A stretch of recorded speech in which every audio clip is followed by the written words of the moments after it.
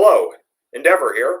So we're back tonight with another installment of Morgoth and Endeavour's classic movies. I've been working on a side project well, not really a side project, a big project for the last couple of weeks, which is why I haven't really made a lot of videos recently. I'm working on a satirical short story, but that's well underway, and I hope I have that out within a few weeks. But in the meantime, we're going to do another classic movie review. Now, maybe you might not consider this one classic movie, only 12 years old, but it certainly is an interesting one that everyone knows, and it has a lot to get into. How are you doing tonight, Morgoth? I'm doing great.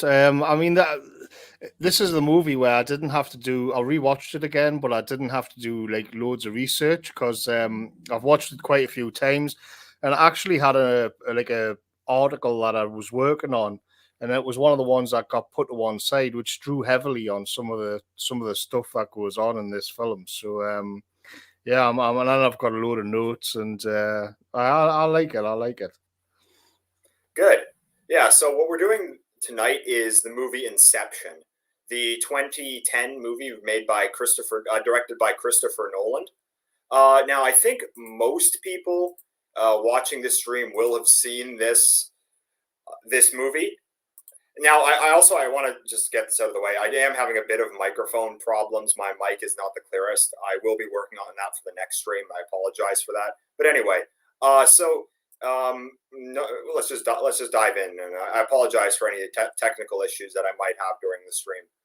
The plot of the movie is that there's basically these two guys who are experts in corporate espionage. So what they do is they infiltrate people's dreams and steal information from people's subconscious and in their dreams, and they're hired by this Japanese businessman to basically not take information out of somebody's brain, but to put it inside somebody's subconscious. The idea of Inception is the ability to put an idea into somebody's head, not take it out of it, but to plant it in there, which the movie explains is supposed to be very difficult.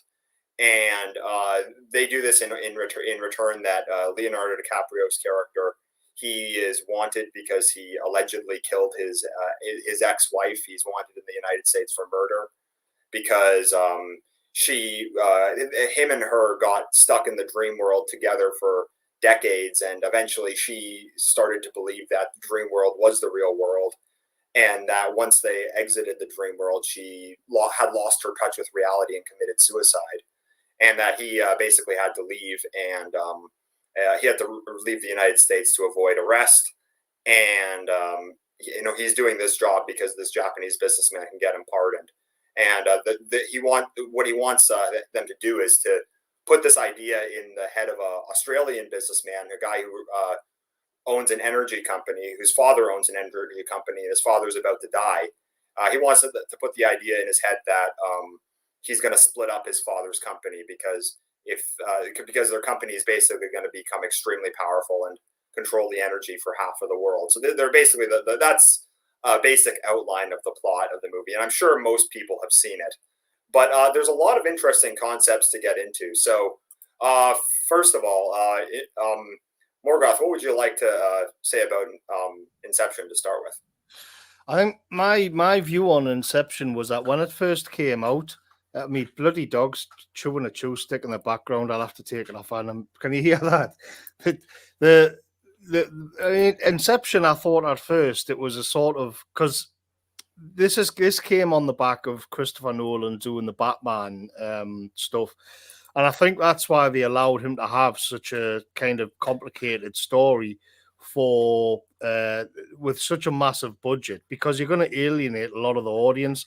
I remember there was a kind of a funny article at Countercurrents where I think it was Greg or somebody, and they happened to go along and watch Inception in like a very diverse American neighborhood. And everybody was walking out because a certain demographic just didn't have a clue what was going on. And I think the reason why Nolan could get away with doing this, because you can get kind of art house, weird, complicated films, but with the budget that this thing has got, it's quite rare because you're going to lose half the audience. And I think it tended to be seen as a kind of knockoff version of the Matrix.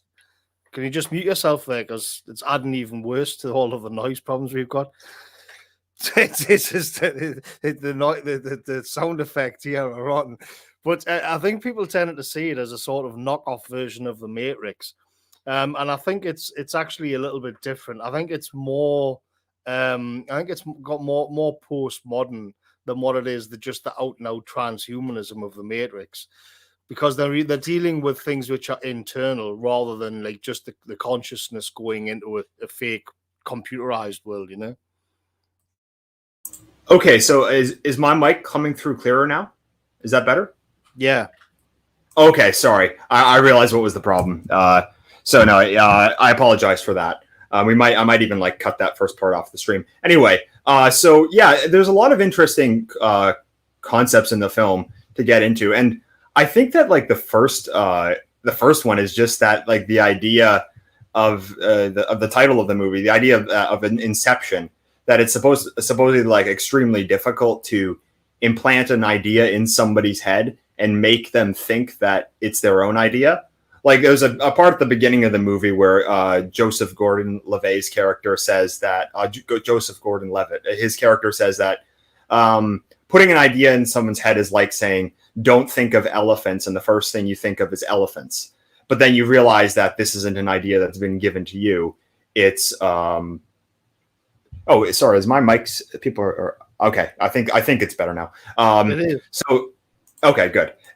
So the idea the idea of an Inception is that you not only put this idea in somebody's head, but you make them think that it's their own idea. So to get this guy to break up his company, this Australian businessman, they need to make him think that the idea to do so is his own, not that somebody told him to do it. Because basically, if it was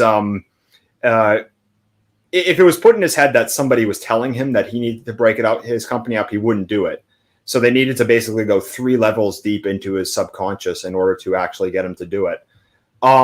But I actually think that this kind of idea of putting an idea in someone's head and making it feel like it's their own idea is actually a lot easier than many people would think. Because I think that's really what media has done to people, well, for forever, really, for decades. Media has like put ideas in people's heads and made them think that it's their own idea.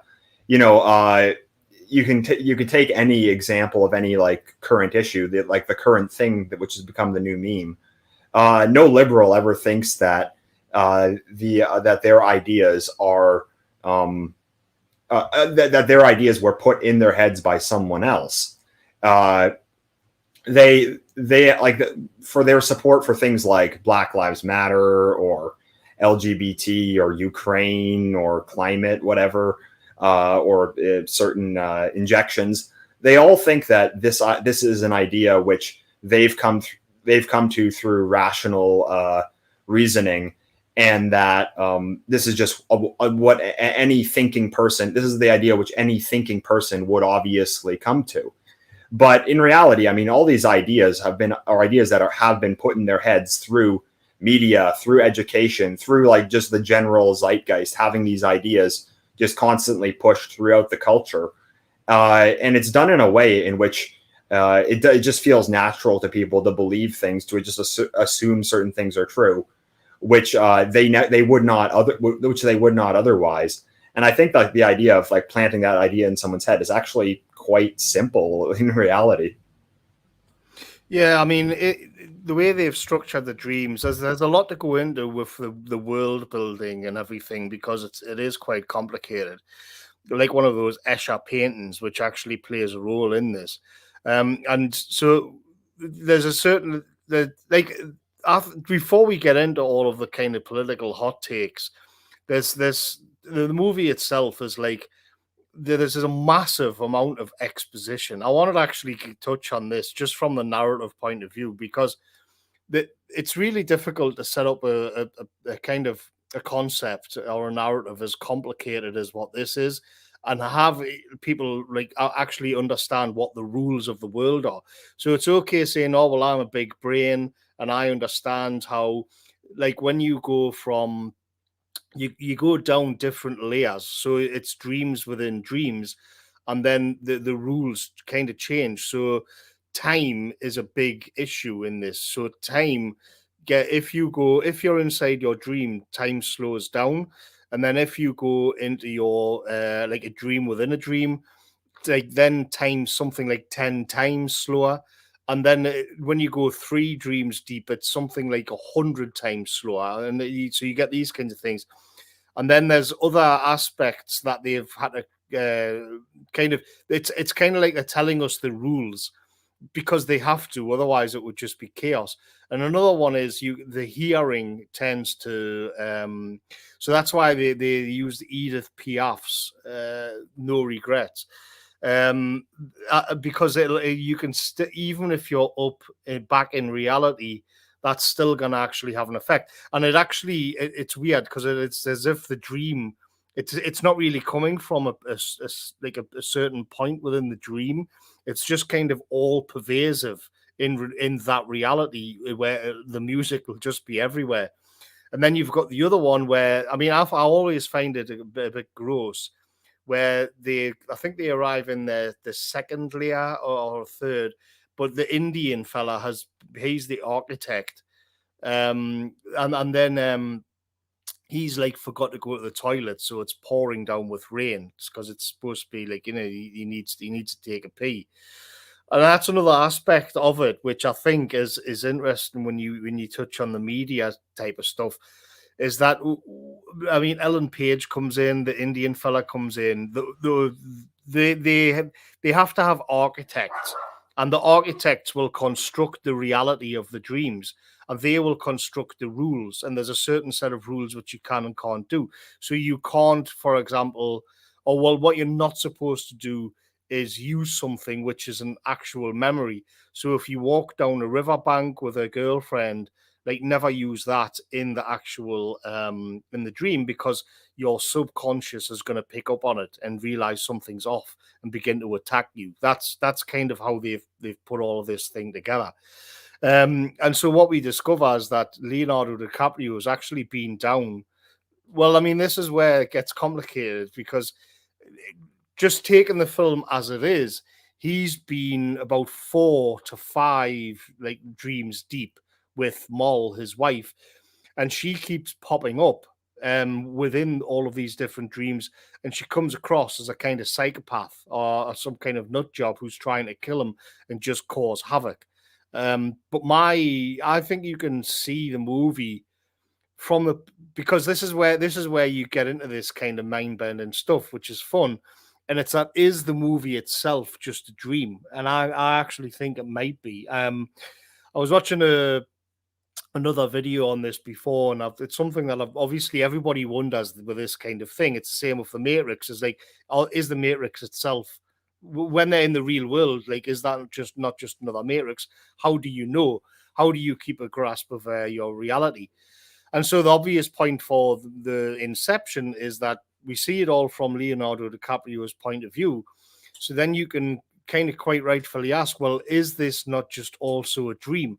And there is like a strong argument that he is so the idea is that they're going dreams within dreams to put an idea into Cillian Murphy's head. Well, what if the real storyline is that it's all of his friends and all of this huge setup is to actually plant an inception in Leonardo DiCaprio's mind? So this is the kind of sort of quandary that this movie leads to. I'm coming down on the side that it is actually, like, he is the target of the inception, but maybe we can get onto that in a bit. But yeah, so that's kind of the main gist of what's going on. Yeah, I have a bit of a different interpretation of it, I guess. We can, maybe it would be more interesting to get into that toward the end, because I can tie it in with my other takes on the movie as well. Yeah, that is something as well, though. There's a lot of explanation in the movie. Maybe that's a criticism, but I mean, it is pretty complex, a pretty complex world they're trying to set up. So a lot of the movie is explaining, like, well, what happens when you go into a dream? what happens when you go into a dream inside a dream. What are these different layers? How do you get out of one? What happens if you die in a dream? They, to their credit, they do a pretty good job of explaining it all, though there is a lot of scenes like which they have to do a lot of setup so that the story actually makes sense. But it is fascinating though, and like I guess like the major theme though is just like the idea of reality, of what is real, what is fake, and this is certainly something that there's a lot of it's a big question today with a lot of things that we can get into. But I mean, overall, as a film, like it is a great sci-fi film. It's a pretty good action film as well. They found a lot of excuses to get some action in the movie, and they do a good job of that. The soundtrack's pretty good. It builds up a lot of tension, and it is a pretty fun movie as well. On top of all the interesting political stuff, the movie is also just a pretty good action sci-fi. Christopher Nolan always wanted to do a James Bond. I mean, he still might yet. He's not even that old. I think he's in his like early or mid 50s, so he's still got lots of time left. He could do the James Bond. But I remember reading at the time that because this is when sort of Daniel Craig's Bonds were doing it. And another thing that I'll say is that it just looks beautiful on IMAX. So Christopher Nolan films on IMAX, and everything looks grandiose, and epic. Much better than at that time or just before. You had that kind of horrible shaky cam crap that was really like all the fashion all through the 2000s was these like super fast jump cuts and like as if it was a handheld camera and it was shaking all over the place. And something like the Bourne Identity, those Bourne films kind of introduced it, and it made me feel sick. And if you look at, I don't mean in a repulsive way. I just mean because I was disorientated and I didn't have that. It was like being on a bloody shuggy boat or something. And I just hated it. And in contrast to that, Nolan's movies are like very static, and they use IMAX for like wildlife for the cinematography. And when you see it, it does look great. It's so like crystal clear, and everything looks grandiose. He did them on the Batman stuff as well. I think it costs a lot to use that kind of style. But so I think especially the ski chase, say kind of snow fortress scene, that's just like a James Bond movie. So I think it was his little way of saying, well, I'm just going to do my own if I can't do the real Bond. Yeah, and the other thing good about Nolan's movies is that they're for the most part free of all the Hollywood junk that we get today, all the woke crap, which everybody has heard about and everyone's sick to death of, and everybody's sick to death of complaining about it. So I think what's good about the movie off the bat is that it's one that you don't need to get into all these other themes which with all the like obvious subversion. Nolan doesn't put that in his movies, and he's who knows how long movies like that are free from that stuff are even going to be made. It's at this point there's not so many, but as recent as 2010 you can still get away with a solid movie that doesn't insert all the Hollywood mumbo jumbo. I mean, I never watched his last movie, which was called Tenet, because I just thought he'd cooked. So I think up until then, Nolan had been pretty clever with his diversity quotas, because if you're making a big budget mainstream movie in Hollywood today, you just can't get around the fact that you need diversity in there. They'll just not stand for it. And I think with Inception, I think Nolan was quite clever and quite sly, because what he did, and you wouldn't get away with this now either, but what he did was that one of the main characters is a Japanese kind of businessman who owns a corporation, and for a start, he's a very good actor. He's an accomplished actor in his own right, and he isn't offensive.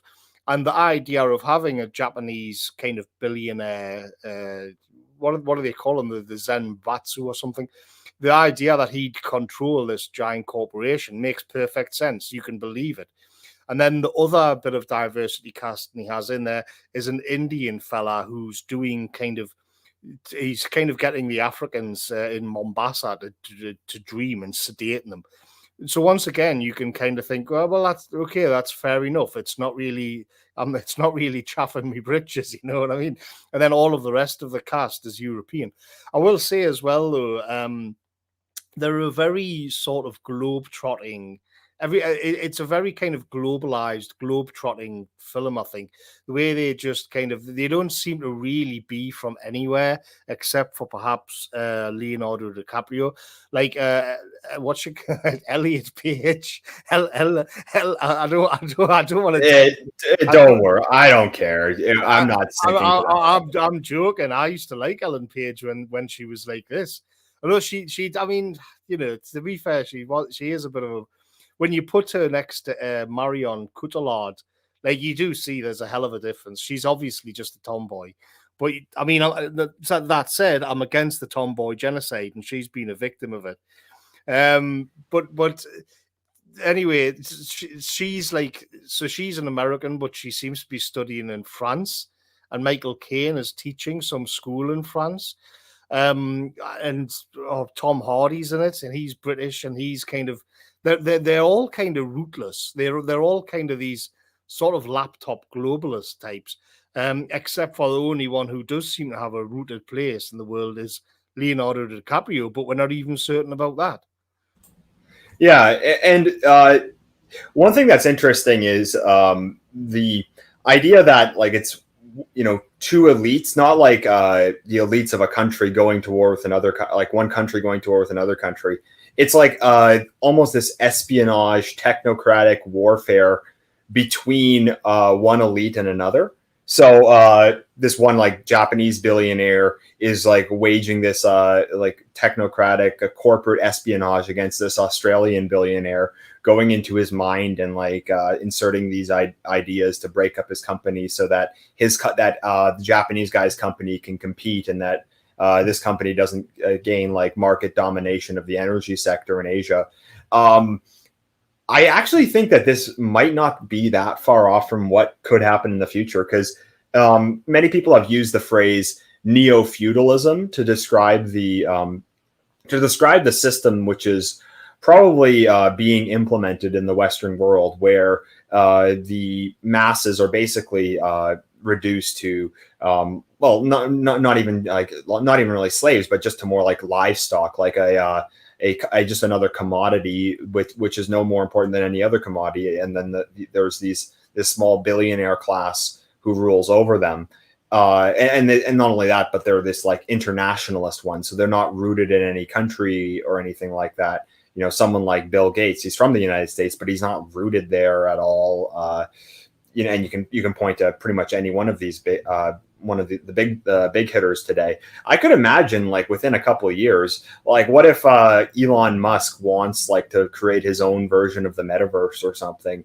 Could he like invade Mark Zuckerberg's metaverse or something like that? And then could he try to like destroy that metaverse so that people join his? Or I'm just like thinking out loud of like what could something like this actually look like in the real world. But I could imagine like there being these like pseudo wars between these elites, like individual elites in the future, using technology. With the way the world's going, I mean, that seems to be like what their strength is. Their strength is their control over the digital space, over your big tech, over social media, over all these like nodes of control, or in the case of Bill Gates, the control over international health. Could we actually see like these neo-feudal wars, kind of like in the Middle Ages, where one lord would get together an army and another lord would get together an army and they'd go to war with each other? Will they be like fighting wars in the metaverse in the future? I tend to start. I don't think so. They tend to be in lockstep, and like they've got them ESG ratings and laws and legislations where like this is the whole problem. Like you can name Elon Musk, but I don't really see that because they're creating an environment where the corporations themselves have a social credit system. So I don't really see them being. And you even got that term, lockstep. I think the danger is if it gets like we can get onto the sort of the the interesting aspects to this, because I think if you have a look at what the squad is there to do, they're there to implant an idea and create reality for the target, so they can be hired by one corporation or a politician to go along and do that to another individual. And I think it's just a little sort of skipping a little step until eventually you can say, well, the corporation can just bring in the squad, put them on a permanent salary, and then direct their expertise at inserting ideas into the general population and how to do that. I think that's much closer to the mark, even in the at a kind of soft edge, where it would be like the nudge departments in the British government, and then they've definitely got all of these things in the corporations. And then in the media as well, and in the big tech. So what you do have is then people like say Alan Page in like we're creating reality, but for the masses, and creating these narratives, inserting what they call the viruses into the minds of the public. Yeah, I mean, I'm more thinking like in terms of like the distant future, if if their plans actually work out, which we're hoping that they don't.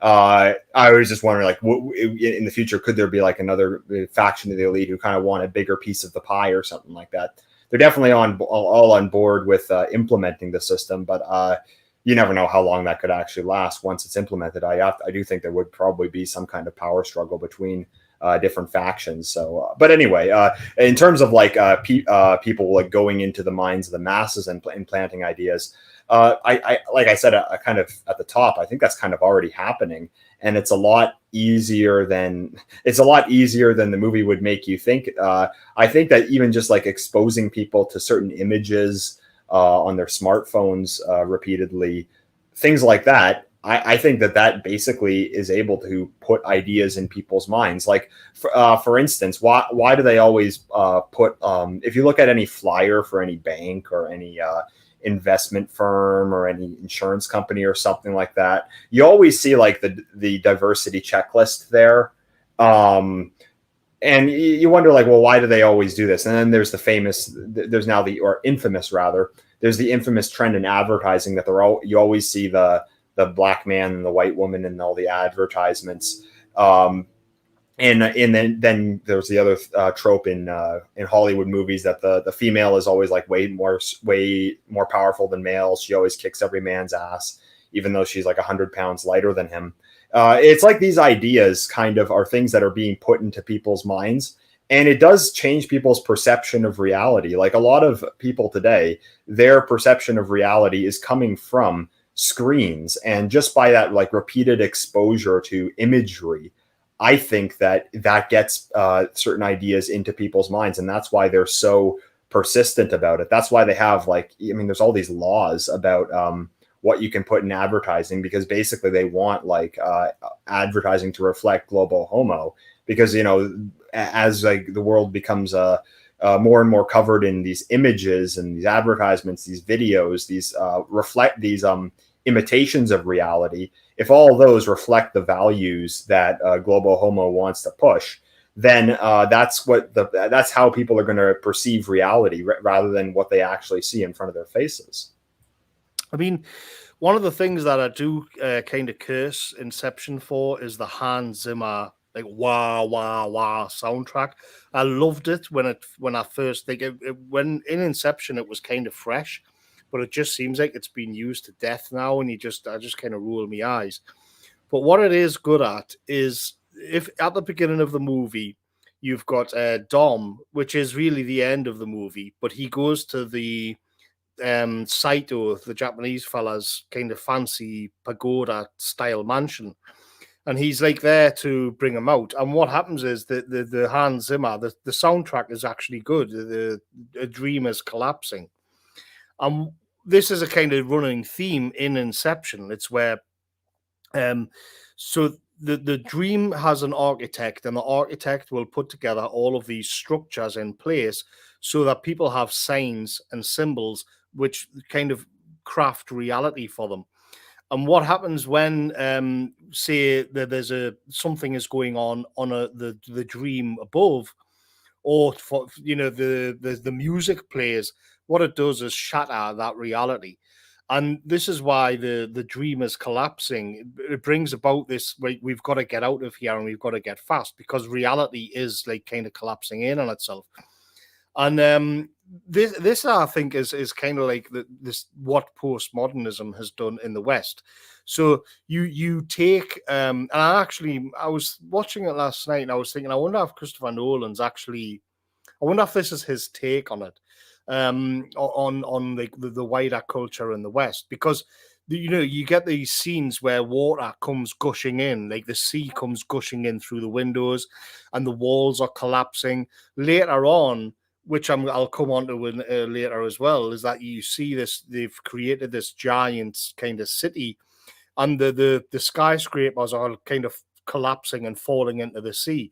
And it's this kind of thing where all of these structures that you think you can take for granted and that you think you can rely on, they're all now falling apart. They're now in a state of severe decay. And the perfect example of this is like Ellen Page herself, where it's like you've got that discussion now where it's like, what is a man and what is a woman? So that used to be set. That used to be just taken for granted. And now you find that, well, actually, the architects have been busy and they've been putting these viruses into people's brains. So it isn't just inserting the virus into people's brains. It's that the architecture itself is of what we would kind of use to form our understanding of reality is kind of collapsing in on itself. If you listen to the mainstream, of course. And this is where you kind of, this is reflected in Inception as well, because this is where you get a sort of antibodies forming. This is why you get all of those soldiers in the white uniforms and whatnot in this Snow Fortress scene, where there's a resistance forms, and you get this sort of action and interaction. But I think this is why I said at the start, Inception's not really like The Matrix because of these ideas, because it has a more kind of post-structuralist slant on how we do it. I mean, I was working on a big article on this, which I haven't published and I haven't finished. It's one of my many unfinished projects, and I was just having a look at it before. And what you can see, what I get into, is that there's a certain medication which has been in the news a lot for the last few years, and that didn't actually kind of constitute what it was supposed to be. Like, it's hard to do this on YouTube when you can't say anything, which is another part of the problem. But that wasn't actually the needle wasn't actually what it was advertised as. So what they did was just change the definition so that it could fit into it. They just changed the definition of the medication, so then that, well, now it's different. We just use words and language to change reality. So now it is like that. And you can see this on issues around ethnicity with some of the politicians we have in this country now, where it's like, well, they're demanding to be English. So, well, the problem is, like, you create a certain reality. Your idea of reality is based on a concrete and solid definition of what an English person is, and it's like, well, that doesn't exist anymore. We've changed the rules, and it's this. They're doing this like more and more. It seems to increase exponentially because they'll build one on top of the other. And in my mind, the reason why people feel so disorientated and why you get this sense of dread and confusion in the civilization is because it's the equivalent of having the water come in through the windows and the skyscrapers collapsing into the sea. The structure of your reality is beginning to fall apart, and so what you do is try and hold it together, and this is where you get all of these tensions coming in.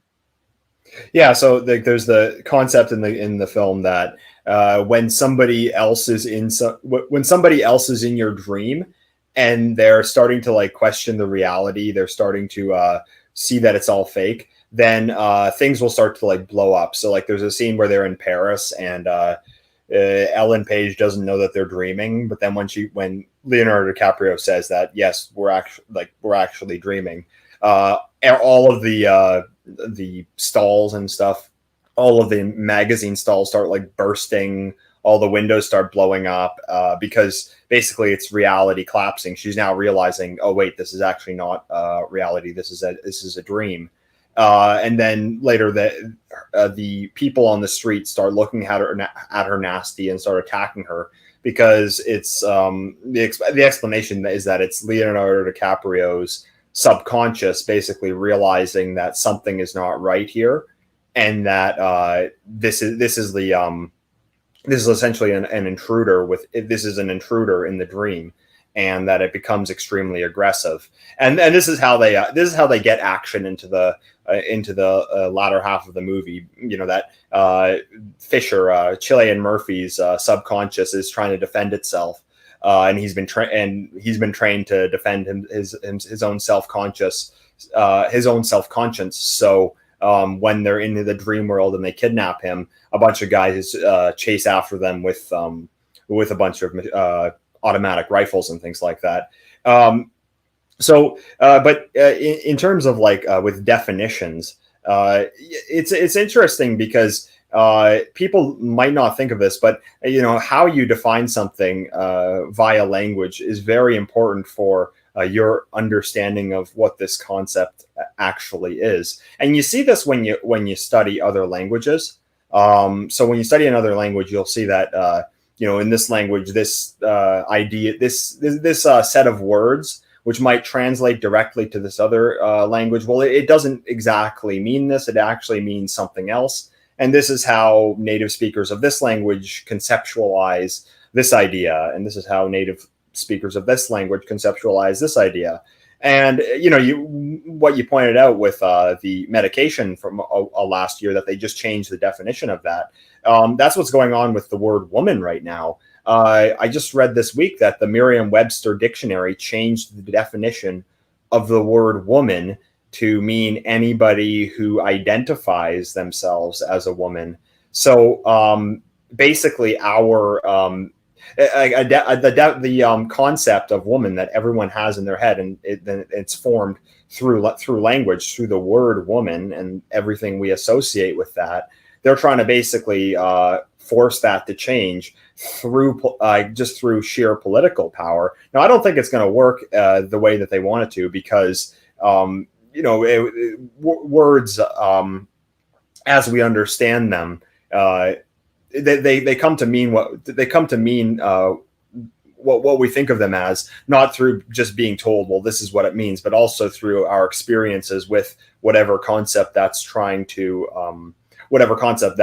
to describe. So, if you try to tell people that, if you just like change the definition of dog to include cats, then, the next day you just tell everyone, well, one day you're supposed to just start to call every cat is a dog. It's not going to work out that well, because we kind of already have this like concept formed in our mind of what cat is and what dog is, and that they don't go together, and they don't go together so interchangeably. I think it's the same with the idea of woman, but they're still trying it as hard as they can. And unfortunately, it's actually, it certainly isn't working to get people to believe that men and women don't exist. I don't think that's happening, but it is working in basically like destroying, it's basically working in destroying like, just any healthy like gender relationship that you could possibly have. The difference between like our world and the world of Inception is that in Inception, when they put an idea into somebody's mind within the dream, then they can't actually just pin them down and kind of use power to make them accept it, because they just wake up from the dream if it got too much. And there's a scene when Leonardo DiCaprio goes to like a really swanky bar in like a hotel and talks to Cillian Murphy. And he does this usual thing. He's like, "Oh, I'm Rod Green from from security," and it's all this professional, slick kind of patter. But the problem that he's got is that he has to put an idea, and he has to manipulate Cillian Murphy, but he can only do it. It's only in kind of clever bullshit that he's able to do it, that he's able to bamboozle him. And at one point, Murphy pulls out a gun and puts it to his head and says, well, if I'm in a dream, I can just pull the pistol and then I'll die in the dream, but I'll wake up back in reality, which is part of the law. If you die in the dream, it's not like the Matrix where you die in real life. That just means you wake up. As if you've fallen off something in a dream and you kind of wake up all startled. And of course, DiCaprio doesn't want this to happen because he wants to get him into yet another layer of another layer of dream. So he has a panic, and all he can do is kind of cleverly bullshit him into convincing him not to do it. But in our world, it's kind of different because they're trying to implant this virus into all of these different ones into our minds. And if you reject it, like that's that. And all they can really do is threaten you with the law, fire you from work, to make your life difficult, which isn't possible and that isn't possible in Inception. And that's why we've got so much trouble in the West today, because there's a huge amount of people just won't accept what they're being told because they know it's nonsense. They know that they can see all of the problems in the architecture which is being constructed for them. So more and more, the regime just relies on outright power.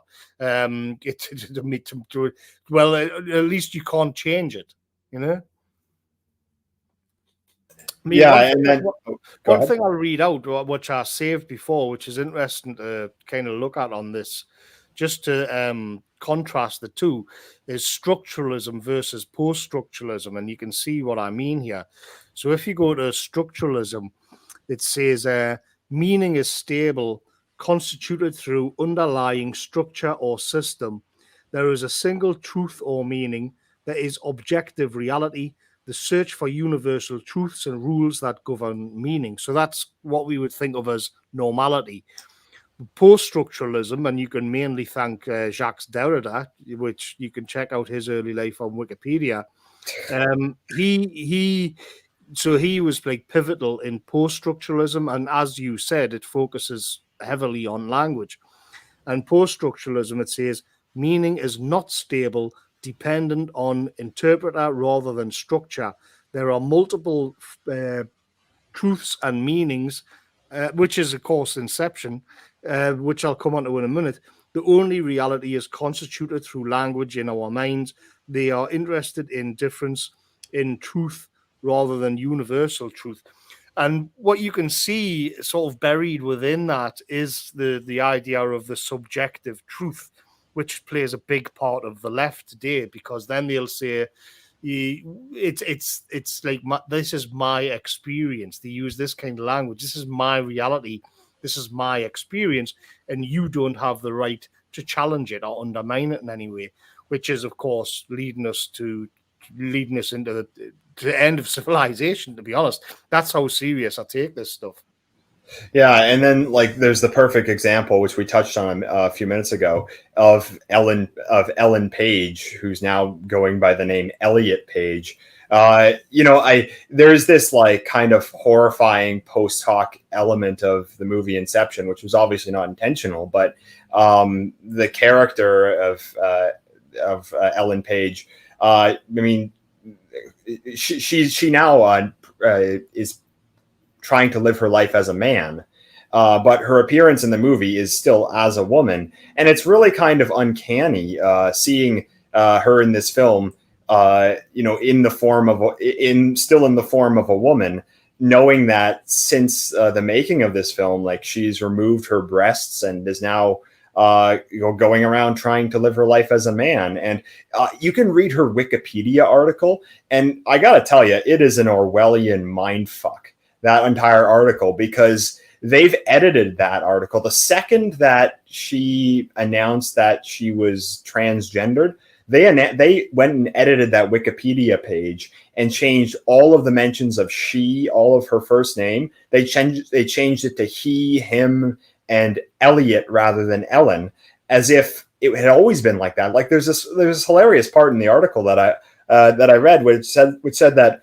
PETA, the animal rights group, named her the sexiest vegetarian in 24. Or sorry, it said in the article, PETA named him the sexiest vegetarian in 2014.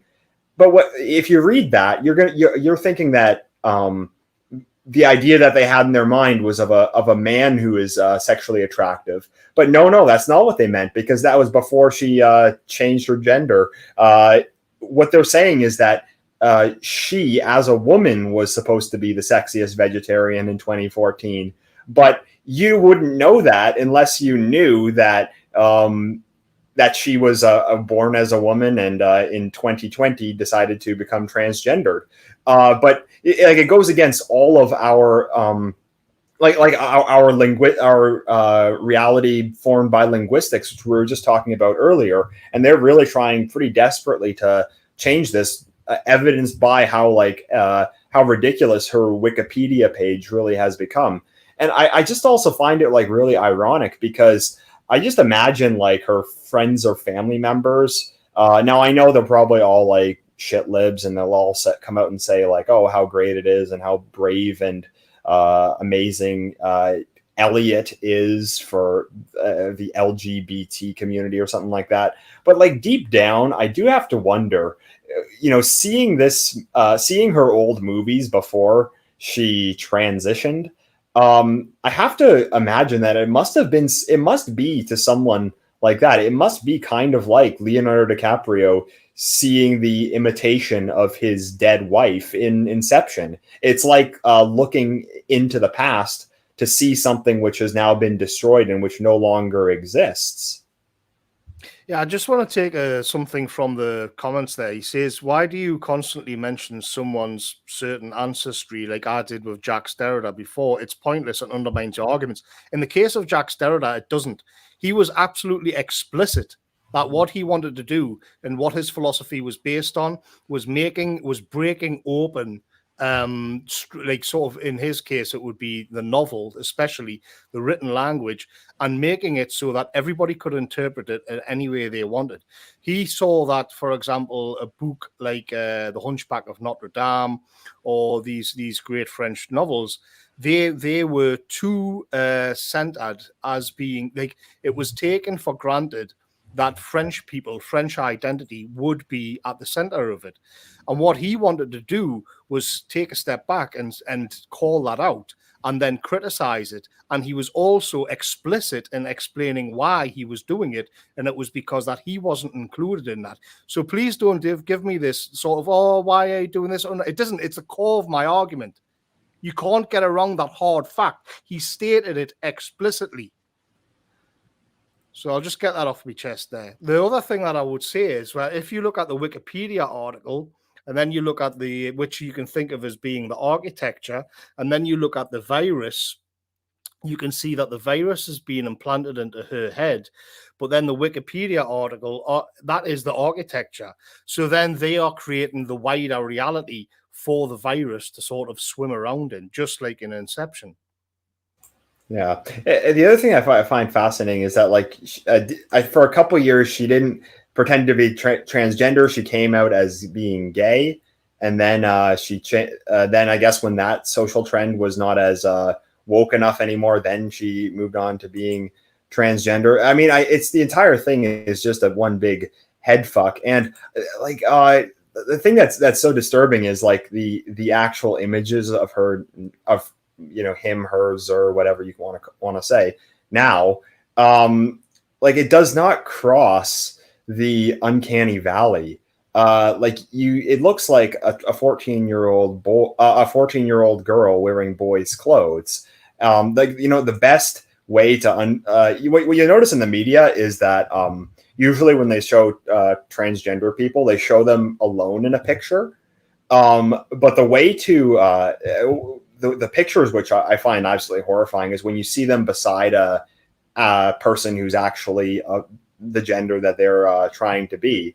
And it just does not match at all. There's that famous picture, it was from Canada from a couple years ago, of this man pretending to be a woman and then lecturing this actual woman, and then he's towering over her. His body language is really aggressive. His posture is way off, and then she's kind of looking really submissive. She has her hands clenched together, her back is up straight, and then you can even look at the bone structure of the clothes they're wearing. You see that with like Ellen or Elliot, whatever you want to call Page. You see that like when she's wearing a suit, it doesn't fit her figure because it's something that's designed for a man. Like it's just so uncanny, and it's really just horrifying.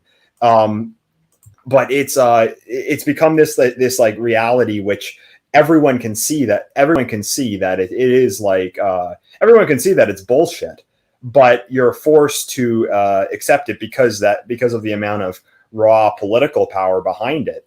And I there's another scene in the movie which also I think ties in with this. It's that when they're in Kenya, the way that they meet up with this Indian guy. Basically, he's selling this drug which sedates people, and there's these guys in Kenya who spend 4 hours a day, which is 40 hours in the dream world, basically sedated into this dream. And then this old Kenyan guy says, or the Japanese guy says, they come here just to sleep for 4 hours a day. And then the Kenyan guy says, they come here to wake up. The dream has become their reality. Who are you to say otherwise? And I think this really ties in with transgenderism, because basically it's like it's sold as this kind of liberation, but like really liberation from all physical reality. It is the rejection of ultimate physical reality, and it does it does segue. I mean, it segues into pedophilia, but that's a whole other issue. But it segues into basically the metaverse. It segues into basically people leaving all physical reality behind and going into this fantasy dream world, because you can make the same arguments like, well, why isn't Elliot Page, why isn't she a man? Well, I mean, who are you to say if she feels like that? Well, then who are you to say that she isn't that? You kind of see the segue that with things like the metaverse, in the future, when and when I say future, I mean like 3 or 4 years from now, when there's going to be these people like hooked up to this stuff for hours and hours a day, their physical body is going to be basically this decrepit, overweight oaf lying on a couch being sustained by having maggot juice like pumped into their veins. But in the metaverse, with their headsets on, they're going to be like living this amazing life. And they're going to make the argument that them in digital space, that is the real them, because that's where their mind is. That's what they perceive as their own reality. And you really do see that. You really do see you do see it kind of like transition, no pun intended, but transitioning from transgenderism to transhumanism, and just the departure from all physical reality as we know it. I was watching there's a channel called Like the Stories of Old, which is his voice is kind of irritating. I don't know where he comes from or what, but he's got a strange voice. But and I was watching his take on Inception before. I thought, I wonder, maybe I can steal some of his ideas, even though like I've got a lot to say about it in my own right. There wasn't really that much of interest, but what I did think that he touched on, which was good, was that the sort of the tragedy of the movie itself is that Mol and Dom are like Leonardo DiCaprio and his wife. They love each other, but they're in two different realities. Like one thinks one reality is the real one, and the other one thinks the other one is the real one. And so there's this kind of sort of tragic aspect where they can never really connect and agree upon which is the real reality. And this is the problem that we're in, which we have, is that if you look at somebody like Alan Page, yes, I did steal that from the chat as well.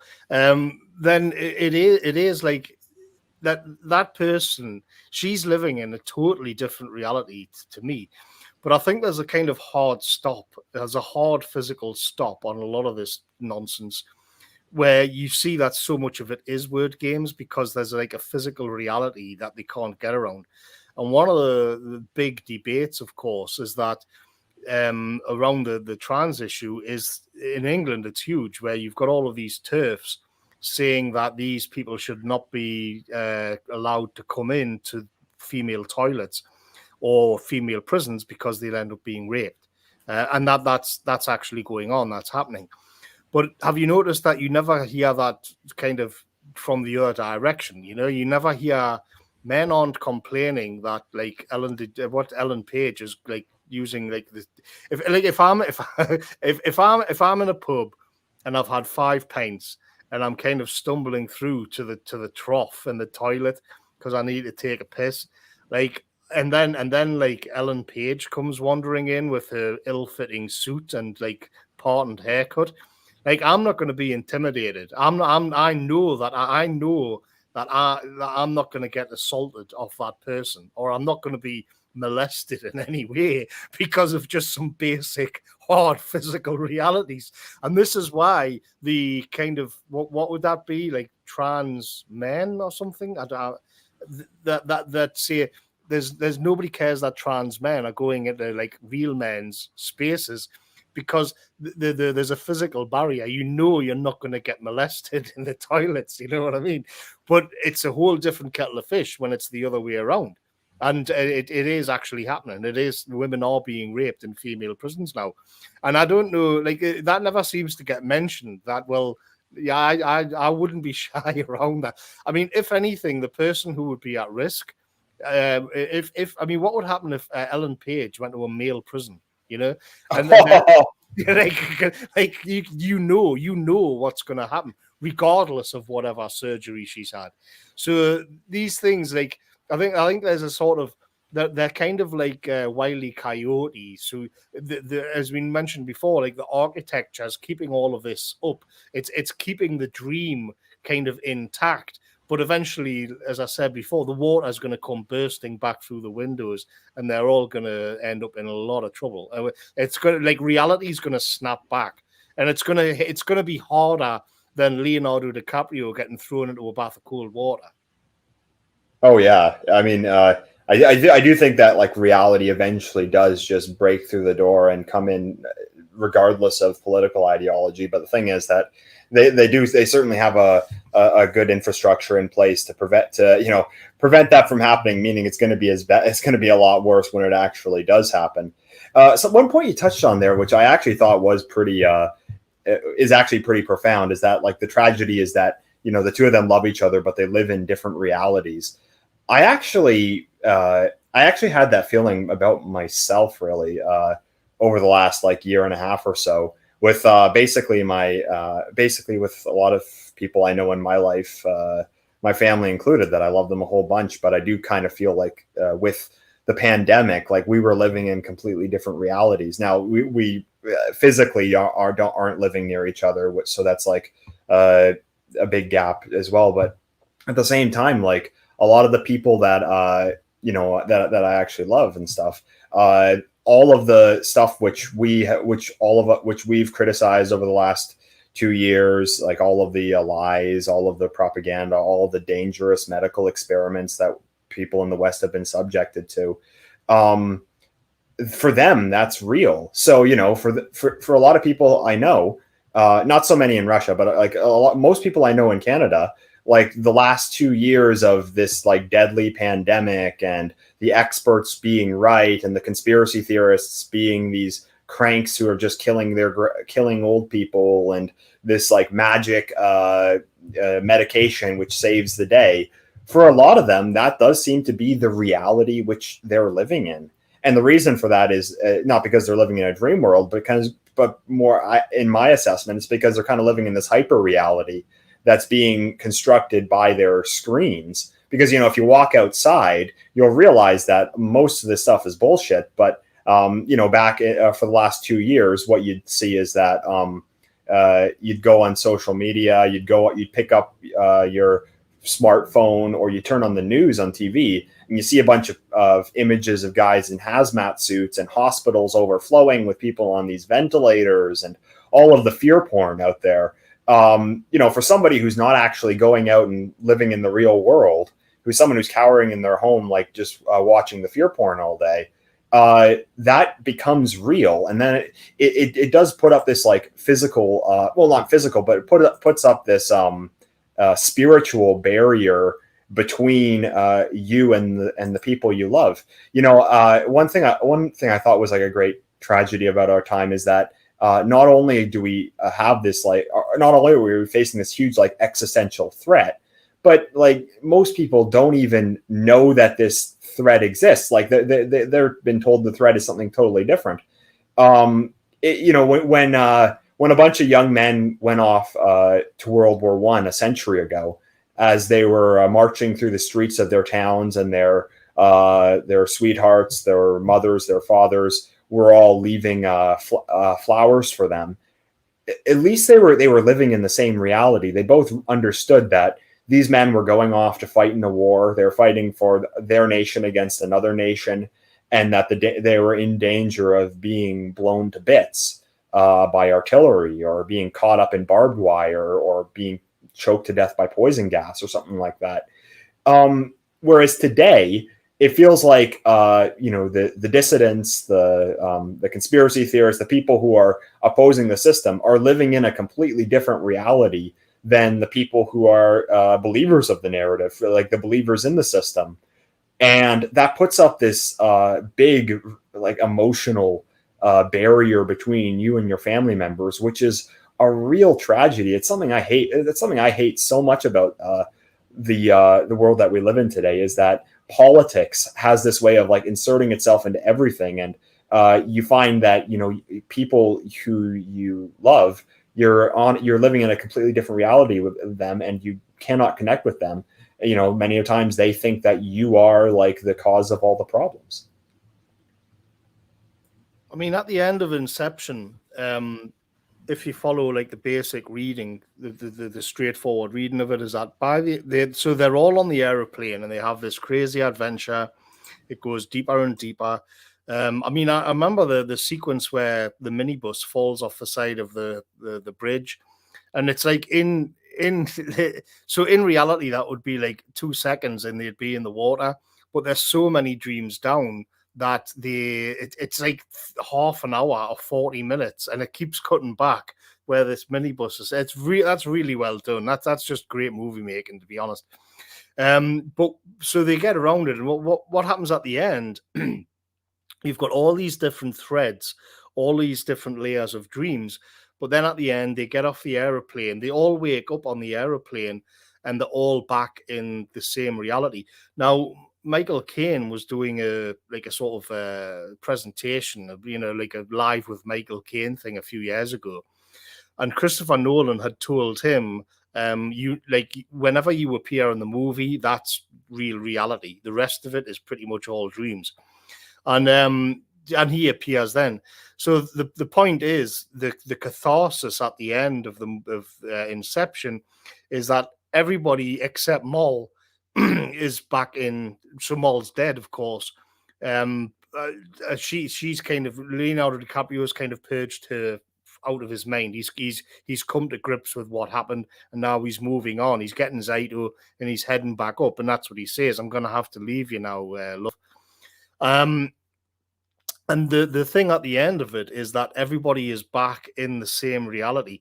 Now, it seems to me the overarching kind of goal of the right is in a way to you have a unifying reality, but of course, because of the way the civilization, if you take something like multiculturalism, that cancels that out straight away. Because then you'd be getting a sort of CivNat universalist territory. But I think I do think that religion would be great for this, because then because what's happened is that we've got this sort of godless materialist kind of world, and so without a kind of center point, without having a unifying religion or anything else. And I think this is how the West would kind of has to kind of think about it. But again, you've got all of these other groups which are now being thrown into the mix. It's as if they're kind of in the cogs, preventing it from happening.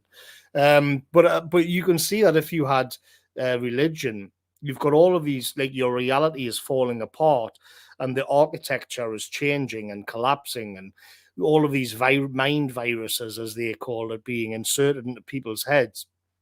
If you had like a profound belief in in a god or in religion, then it's as if like you're ontologically on a different pillar. You are coming from you're getting your sense of truth and reality from something else.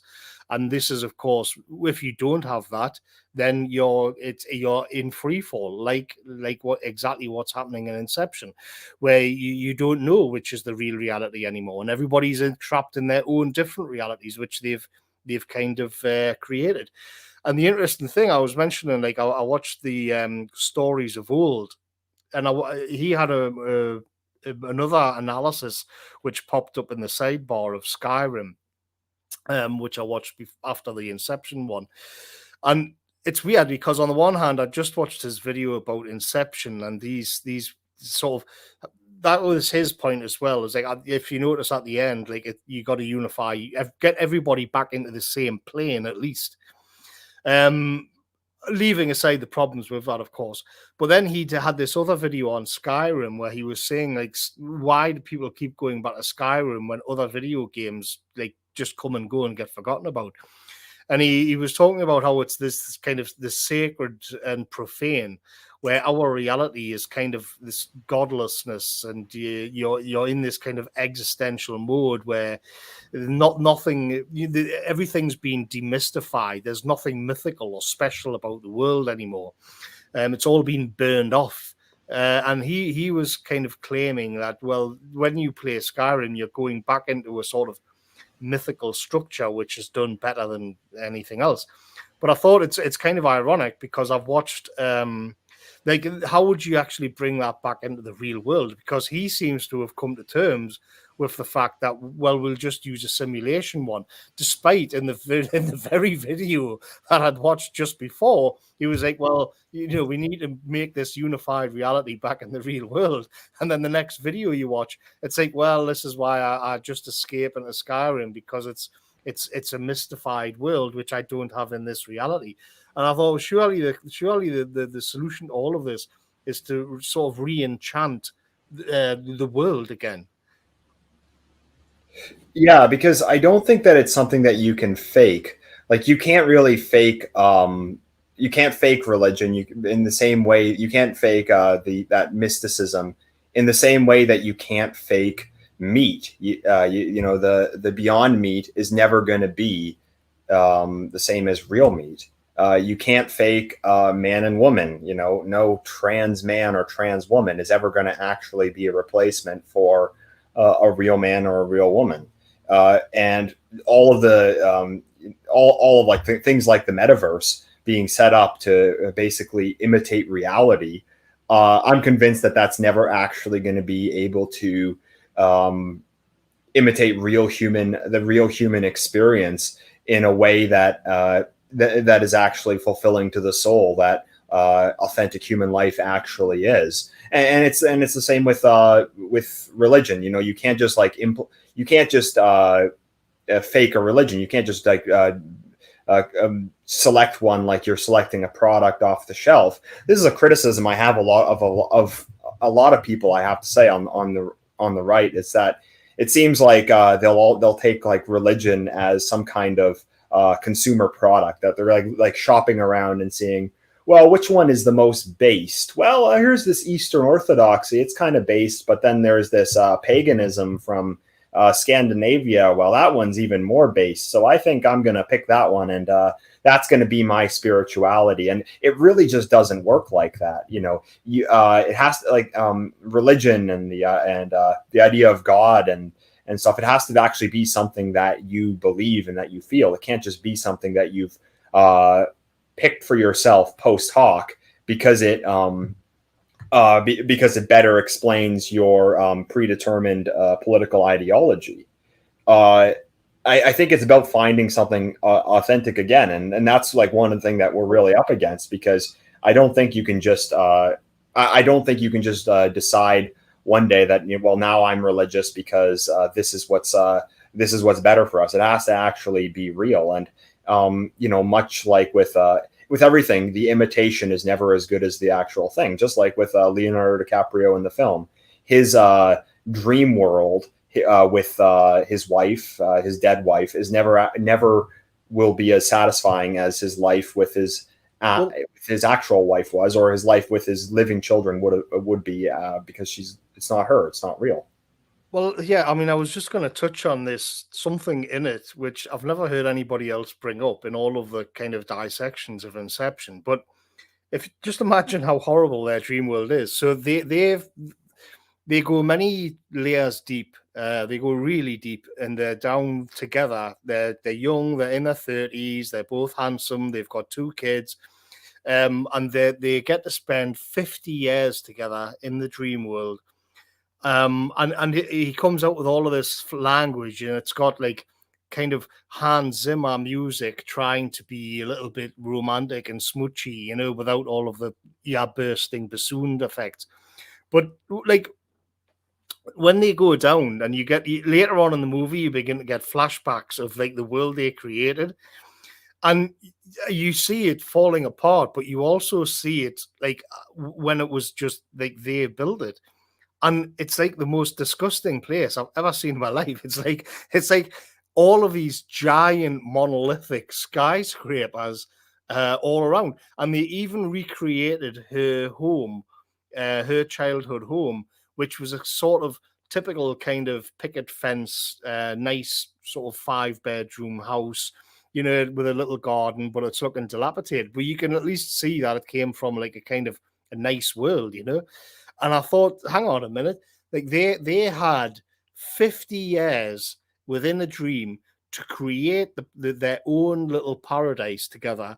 And what they created was like a giant neoliberal hellscape with kind of monolithic tower blocks and glass buildings. Like it looks like modern day London or Tokyo or New York or something. And then like when he arrives, when he gets washed up on the shore, and you see it all falling into the sea. And I thought, well, what have you done? Like they've literally created, like, so they had like a huge stretch of beach. It looks kind of like Dover, the Dover coastline. But then they've built like skyscrapers along the top of what would have been the cliffs. And okay, there's a part of me thinks, oh, I kind of get it, because seen in terms of creating cinema and special effects, it's huge and it's epic to see these skyscrapers falling into the sea, kind of like Planet of the Apes type thing. Like I get that, but I can't understand just the mentality where you can create anything you want, and you've done this. You've created this kind of, there's no nature there, and you can literally see it. It's just hundreds and hundreds of giant monolithic skyscrapers, and then they spend 50 years wandering around in that. It looks like a horror. It looks like a science fiction dystopia. It looks like one of those sort of old Charlton Heston the movie in the 70s, where he's like the last man alive and he gets to wander around like a desolate New York. I thought, why in God's name would you do that? Well, like, I know for a fact straight away, if I had that kind of capability, if I was in that situation, my kind of paradise probably looks something like a 17th century fishing village or something like that. Or even you could even go to a tropical island. I may, the Highlands of Scotland or something. I could understand living on a remote island with your love. All of that makes perfect sense to me. I can't understand that they created like a giant neoliberal city as their version of utopia. Like, that just seems horrible. And it reminds us of the metaverse. I mean, if you actually look at the PR bullshit for the metaverse, like, you do see these futuristic kind of fantasy lands, but what people are actually making in the metaverse is like small town America. So they don't have that. That's all they want. They're given all of these possibilities, all of this technology to do whatever they want to do. Like Total Recall, go be a spy on Mars and take down the corporation and discover aliens.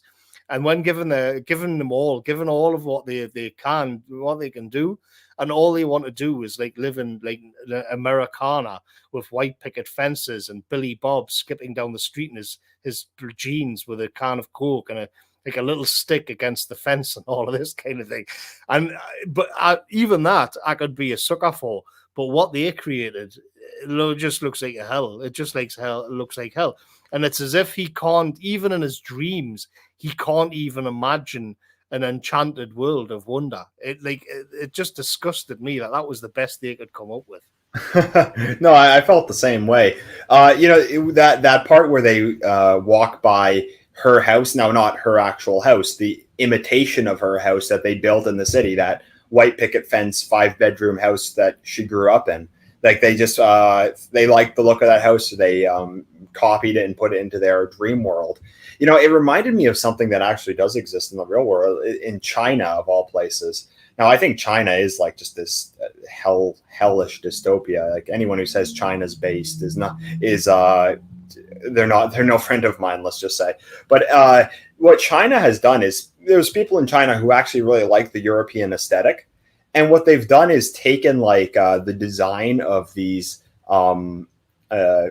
traditional European villages and built them in China. So like they have one that's meant to look like a French village, one that's meant to look like an English village. And I've heard like in the one in England, they have a bunch of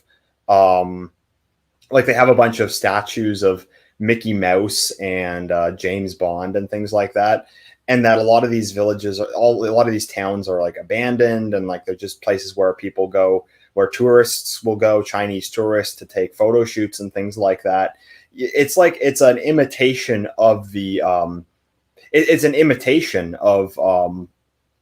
something that was real, that being like a traditional European society, but it's completely devoid of the soul, which really, I mean, it may copy the aesthetics, but in the soul, it is really kind of just something that is weird and disturbing, just like that house. That house, I'm sure if you lived in that house when you were young, that white picket 5-bedroom house, it would be quite a nice place. But when you take that and you implant it into this kind of dream world where it's right in the middle of this huge neoliberal metropolis and surrounded by all these giant buildings, it just looks out of place and weird, and it doesn't have that same spirit which that house would have had for a young person who grew up there. So I think it just goes back to that, like, no matter how hard we try to like create these fantasy worlds which appeal to our deepest desires, that they can be anything we want them to be, it's always a failure. And I'm sure it will be the same case with whatever they try to build in the metaverse. Well, this is eventually why he gets over Mol, because what they have this kind of this is when like Hans Zimmer's just going full bore, and all of the dreams are collapsing at the same time, and Joseph Gordon-Levitt's running around in that stripy carpet for like 2 hours. And it's like he's really good. This is it. This is the big one, and it does feel like the end of the world. Everything is collapsing all at once on all layers, and Mol is dying, and he actually says, like, he kind of realizes that his wife is a creation of his imagination, not the actual wife. And he says like he did everything he could to recreate her in his dream world, but it's at the end of the day, it's just not the same person. It is a different person. So this is what he comes to terms with, which then kind of that's his thing. That's his route out. That's what's been kind of, he's overcome the trap that he's in, and he can go and get Saito and get out. I mean, the interesting part of it is, like, why is she such a bitch within his dreams? And it's been deliberately set up, I think. Where throughout the movie, that it's hinted at constantly that he is just dreaming. I mean, I think it's a good place to sort of begin to wrap it up. You've got Michael Caine just tells him, kind of begs him, come back to reality. And one reading of it is that Moll is horrible. She'll send freight trains into the middle of the dream, and she'll try and kill people and all of this. And what I think what's actually happening is that if she kills him in the dream, then she thinks he'll wake up back in her reality. So from that point of view, you can see that she's on her own mission to get him back to reality. Yeah, so I guess like my interpretation of the movie was yours that he is dreaming at the end, or would you say that it was reality? I'm not sure. I'm kind of 50-50, but last night's watching of it, I thought this is the first time where I really get the impression it is all his dream. So that means that basically you never actually see reality until the very end. So in the Inception itself, the first chunk of the movie where they're getting the team together and making arrangements with Saito and all of this, like that's a straightforward reading of it would be that is in the real world. And then, I mean, fair, and to be honest, Michael Caine pops up at that point as well, which is supposed to be when you're in reality. So I'm not sure about that. But last night was when I watched it, and I thought, I really think this is all inside his dream, and that he must be like a complete vegetable. So when when him and his wife went 50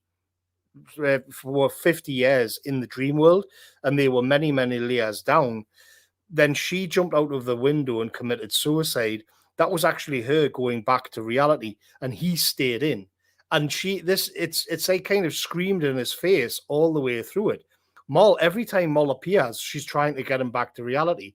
And there's this, she even says to him, it's a kind of Total Recall moment when she says, like, don't you think it's all a little bit too convenient that you're living this high life? You're getting chased around the world by secret agents and doing all of these amazing things. Like, do you really think this is are you so sure this isn't just a dream? Are you really like a secret agent and a specialist and all of this stuff? And then he asks her a question. I can't remember what it was. And she kind of snaps, totally exasperated, and says, because you don't know that you're dreaming. So the whole movie then is that the Fisher plot and the corporation, that is just like a kind of side angle. What's really happening is that the Inception is in Leonardo DiCaprio's brain, and then at the end of it, they come off the airplane and he's heading back home. He's heading back to reality to see his kids. And that's why it works again. Yeah, my interpretation is a bit different. So and there actually is something in the film to back this up. It's that they have this there's this part of the plot that they have this like little item they call a totem, which is meant to be like this unique small item that you recognize to the touch. So it's like this little thing that only you recognize. Like Gordon Levitt's is a small loaded die, and Maud's, his wife's, was this top, which this little toy top. And she would spin it, and if the top doesn't fall over, then it's a dream. If it falls over, well, then you're in reality. And the movie famously ends with Leonardo DiCaprio spinning the top, and then the camera ends on the top, and it starts to wobble. But then the film cuts off, which leaves it open to interpretation of whether it was all a dream or not. Well, actually, in my interpretation of it, that's because I say this in the movie. That was not his item, that was his wife's item. One thing you can see is that and I saw this on the internet, I didn't notice it myself, but he's always wearing a wedding ring when he's in the dream world, but when he's not in the dream world, he's not wearing a wedding ring. So I think that the wedding ring is his version of that item, which connects him to reality. So when he's in the dream world, he wears that so that he knows that he's dreaming, and when he's not in the dream world, he takes it off. So because he doesn't need to. And in the last scene, he's not wearing it. And that's why I interpret it at the end that he eventually does leave the dream world. His wife is just truly dead and she is gone, and that he goes back to being with his children and basically escaping the fantasy world once and for all. And also, I guess I kind of just like that interpretation a lot more because ultimately, I do think people eventually will have to just get out of the metaverse, get out of the hyper reality which has been constructed around them, and go back to living in actual reality where your whatever fantasy you have of this former relationship or whatever great warrior you're going to be or something like that, all those fantasies are quashed. All the technology that they invent to try to appeal to your fantasies, where in the metaverse you can have this amazing relationship with this beautiful woman and be this great warrior who saves the day. When you've thrown all that away and then you go back to living in reality and seeing your actual kids and living an authentic life again, that's I think the ultimate return to reality. And I guess I just kind of like that interpretation of the film. So I say that he probably did find his way back at the end. So you think that? Say at the beginning of the movie that was reality, and it was just like a plain reading of it all, or do you think that he is the one that? I mean, I agree that at the end he is back in reality, but what I'm saying is that the beginning of the movie was a dream, and the giveaway is that when he tells Alan Page that, so she makes like a pawn. By the way, just as a side note, her name is Ariadne, and that's like a Greek myth thing from the woman who led Theseus out of the labyrinth. Clever Christopher Nolan, isn't he? Yeah. So she has a pawn, and the idea is that you're never allowed to touch somebody else's token within the dream world, because if you do, it's kind of like then it can be faked because they know what it is and how it feels and how much it weighs. But the problem is, it's also revealed that he deliberately went out to find Moll's spinning top that she used, and then so there's a problem with this because presumably then she would no longer know, she wouldn't have that anymore in the dream world to bring her back to reality. But at the same time, it's like he's using that within the dream world, which isn't really his. I mean, well, he claims it as his, which it's strange. I mean, I can't remember anything about a wedding ring. I mean, like, does he touch it or fiddle with it or address it at all, or is that just? No, it's just something that you'll see that like when he's in the dream world, he's wearing it, and then when he's not in the dream world, he's not wearing it. So it seems to me that I don't know. I mean, I'm not sure. I'm just kind of playing devil's advocate and testing the idea out that throughout the movie, people are screaming in his face that he's in a dream world and he's not using his own token. He's using his dead wife, if she is dead, token, and it seems to me that he's just stuck there. And he doesn't know how to get out, and he doesn't know how to get out of on his own. But the whole movie is him being extracted by the team. That's my reading of it. All right.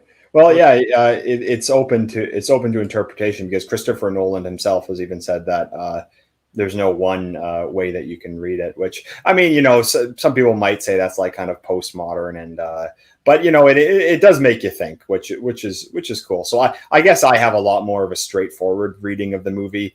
That the scenes that are not meant to be in the dream world probably aren't. But anyway, it is something that is certainly up for debate and probably will never actually be solved. But anyway, do you have any final thoughts on the film before we finish? No, I haven't. No, I think I've said it all. I mean, I do. I am partial to Christopher Nolan's. I don't think he gets the credit that he deserves. When you look at some of the I've kind of just given up on like Hollywood these days. It's all they ever seem to do is like Marvel superhero movies, and you've got very few directors kind of just whatever you think about it. It's a kind of thoughtful movie, and it's a big thing. It looks great, and it's pitched to like you being intelligent. But then again, so are all Nolan's movies. Even the Batman movies are kind of interesting sort of philosophical quandaries in there. But I didn't watch Tenet because of them. I couldn't, because of the lead role went to like diversity, and I just thought, no, I'm not going to do it. I'm going to boycott. And I think a lot of people felt the same way because it tanked. So I don't know what he's up to these days. But Interstellar's great as well. But when there is a thing with Christopher Nolan's movies where it's like, you know that it's going to be hard work as well. It isn't like comfort stuff, you know. It isn't like when I'll watch First Blood or some movie that I've watched 1,000 times. When I go into a Christopher Nolan movie, I know it's going to be grim. I know it's going to be loud, but it's going to look great.